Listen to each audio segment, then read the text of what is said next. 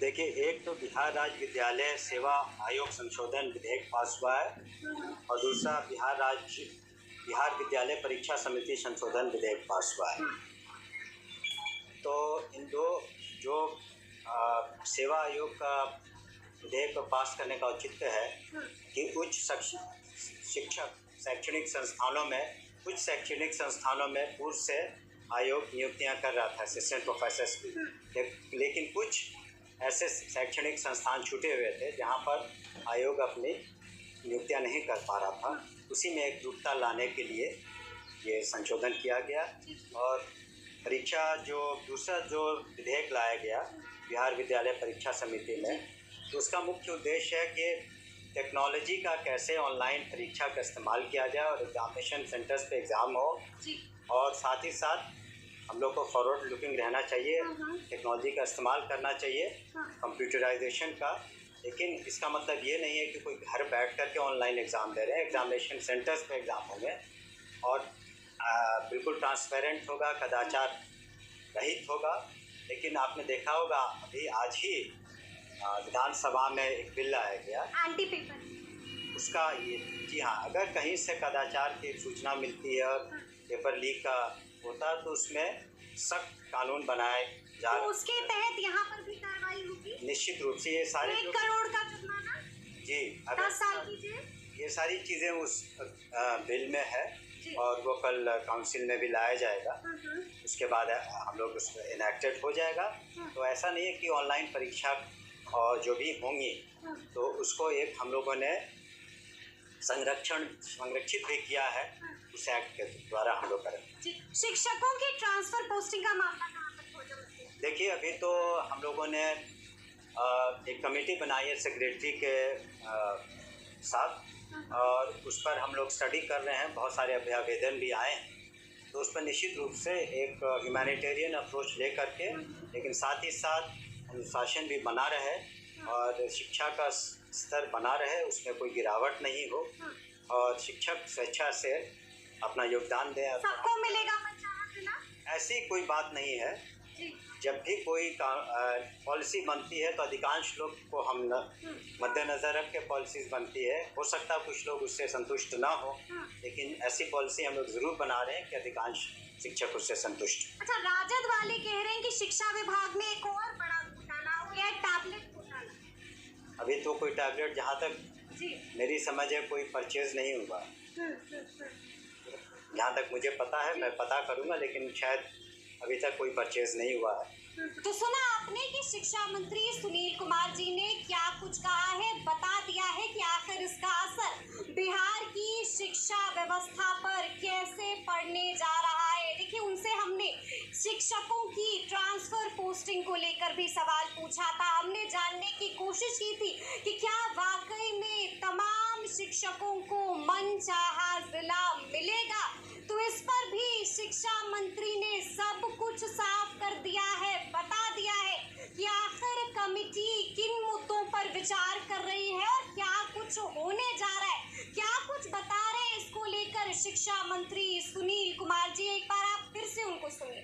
2 विधेयक पास हो गया है, क्या कहिएगा? देखिए, एक तो बिहार राज्य विद्यालय सेवा आयोग संशोधन विधेयक पास हुआ है और दूसरा बिहार विद्यालय परीक्षा समिति संशोधन विधेयक पास हुआ है।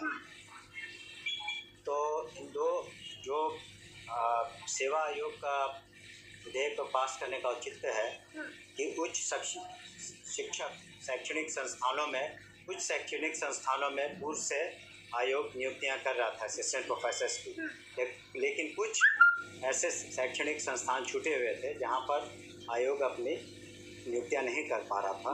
उसी में एक एकरूपता लाने के लिए ये संशोधन किया गया और दूसरा जो विधेयक लाया गया बिहार विद्यालय परीक्षा समिति में, तो उसका मुख्य उद्देश्य है कि टेक्नोलॉजी का कैसे ऑनलाइन परीक्षा का इस्तेमाल किया जाए और एग्जामिनेशन सेंटर्स पे एग्ज़ाम हो, और साथ ही साथ हम लोग को फॉरवर्ड लुकिंग रहना चाहिए, टेक्नोलॉजी का इस्तेमाल करना चाहिए, कंप्यूटराइजेशन का। लेकिन इसका मतलब ये नहीं है कि कोई घर बैठ कर के ऑनलाइन एग्ज़ाम दे रहे हैं। एग्जामिनेशन सेंटर्स में एग्ज़ाम होंगे और बिल्कुल ट्रांसपेरेंट होगा, कदाचार रहित होगा।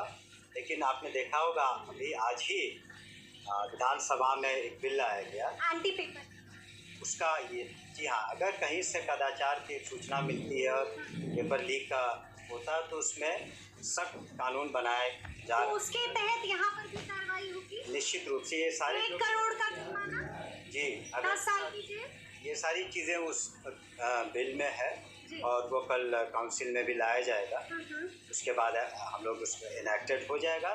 तो ऐसा नहीं है कि ऑनलाइन परीक्षा और जो भी होंगी तो उसको एक हम लोगों ने संरक्षित भी किया है उस एक्ट के द्वारा हम लोग करें। जी। शिक्षकों की ट्रांसफर पोस्टिंग का मामला कहाँ तक पहुँचा? देखिए, अभी तो हम लोगों ने एक कमेटी बनाई है सेक्रेटरी के साथ और उस पर हम लोग स्टडी कर रहे हैं। बहुत सारे आवेदन भी आए हैं तो उस पर निश्चित रूप से एक ह्यूमैनिटेरियन अप्रोच ले करके, लेकिन साथ ही साथ अनुशासन भी बना रहे और शिक्षा का स्तर बना रहे, उसमें कोई गिरावट नहीं हो और शिक्षक स्वेच्छा से अपना योगदान दें। सबको मिलेगा पंचायत ना? ऐसी कोई बात नहीं है। जी। जब भी कोई पॉलिसी बनती है तो अधिकांश लोग को हम मद्देनज़र रख के पॉलिसीज़ बनती है। हो सकता है कुछ लोग उससे संतुष्ट ना हो, लेकिन ऐसी पॉलिसी हम लोग ज़रूर बना रहे हैं कि अधिकांश शिक्षक उससे संतुष्ट। अच्छा, राजद वाले कह रहे हैं कि शिक्षा विभाग में एक और बड़ा घोटाला हो गया है, टैबलेट घोटाला। अभी तो कोई टैबलेट, जहाँ तक जी। मेरी समझ है, कोई परचेज़ नहीं हुआ। जहाँ तक मुझे पता है, मैं पता करूँगा, लेकिन शायद अभी तक कोई परचेज़ नहीं हुआ है। तो सुना आपने कि उन्होंने क्या कुछ बोला है, क्या कुछ बताया है शिक्षकों की ट्रांसफर पोस्टिंग को लेकर। और देखिए, आपने देखा था कि आज राजद ने भी बड़ा आरोप लगा दिया था। राजद ने साफ साफ कहा था कि शिक्षा विभाग में बड़ा घोटाला हो रहा है। इसको लेकर भी मंत्री सुनील कुमार जी ने बहुत कुछ कहा है। तो फिर ये पूरी बातचीत आपको कैसी लगी है, कमेंट करके हमें ज़रूर बताइएगा।